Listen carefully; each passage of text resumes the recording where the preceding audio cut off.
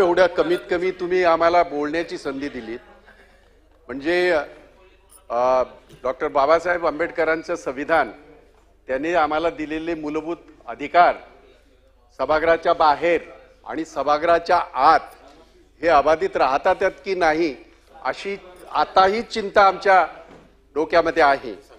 सभापती महोदया, या सगळ्या याचं जे मूळ आहे, आम्ही वारंवार जे सांगतोय, ही पुस्तकं कशासाठी आहेत? ही पुस्तकं म्हणजे आपल्या पिजन काय बॉक्स काय म्हणायचं, होल नाही सांगितलं, मग पिजन बॉक्स मध्ये आपण जे काही ठेवतो ते पुस्तकं नाहीत। वैभव आहे या महाराष्ट्राचं, पुरोगामी महाराष्ट्राचं। अनेक या सभागृहामध्ये आपण कायदे बनवले कष्टकऱ्यासाठी, शेतकऱ्यासाठी, महिलांच्या सुरक्षेसाठी, मुलांच्या सुरक्षेसाठी, कामासाठी, कामाच्या पद्धतीसाठी अनेक कायदे आपण बनवले आणि हे सगळे कायदे आपण ह्या नियमानुसार बनवले। आपण ज्या आसनावर बसलेले आहात हे आसन आपले घटनात्मक आसन आहे। त्याचप्रमाणे या सभागृहामध्ये विरोधी पक्ष नेत्यांचं आसन सुद्धा घटनात्मक आहे। राज्याचे उपमुख्यमंत्री ह्या सभागृहाचे प्रमुख असतातच, परंतु त्याच्यानंतर खऱ्या अर्थाने जो सन्मान असतो तो विरोधी पक्ष नेत्याचा असतो।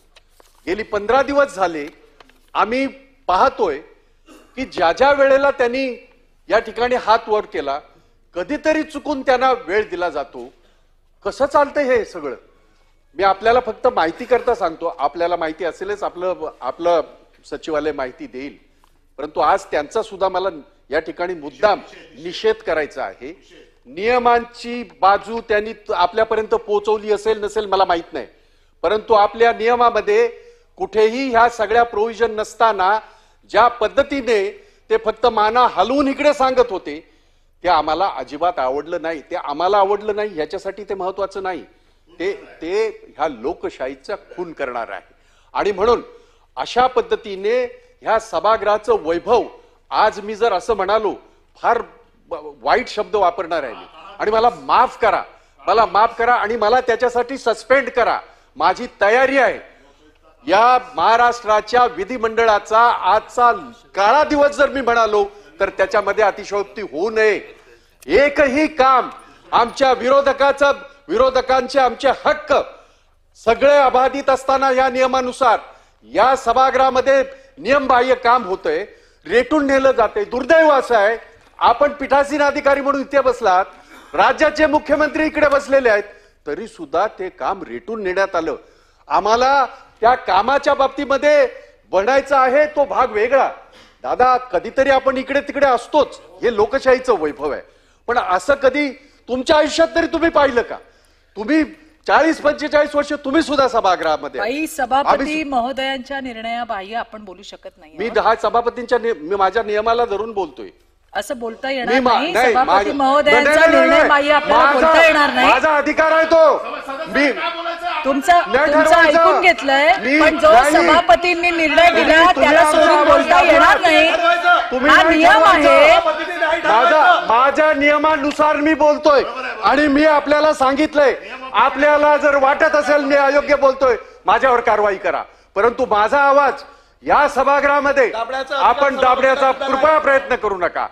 मग आम्हाला हे माहिती आहे की आपण सुद्धा त्या पीठाची जागेवर बसल्याच्या नंतर एक वेगळं तुमची भूमिका असते।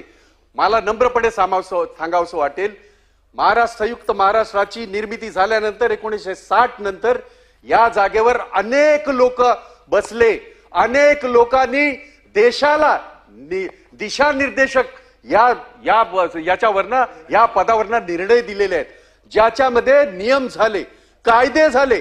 आजही त्या नियमांचं पालन देशातल्या इतर राज्यामध्ये होतं, माझ्या राज्यामध्ये होत नाही। माझ्या राज्यामध्ये माझे नियम सगळे पायदळी तोडवले जातात।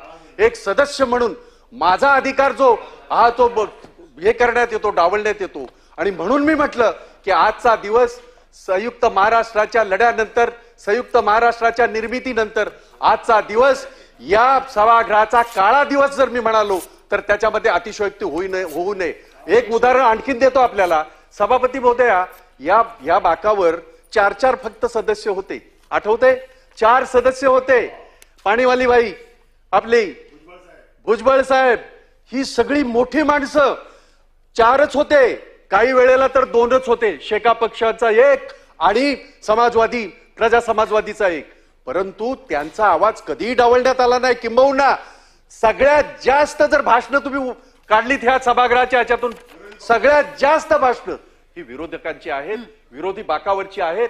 आणि त्यांनी दिलेले जे काय सूचना आहेत त्याच्या आधारावर निर्णय झालेले आहेत.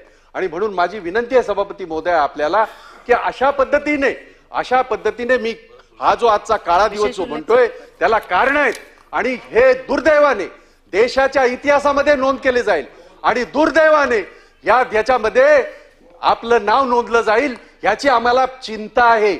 महाराष्ट्राच्या पीठासीन अधिकाऱ्याचं कुठलंही अशा पद्धतीने नाव यावं हे आम्हा सगळ्यांना लाजिरवाणं आहे.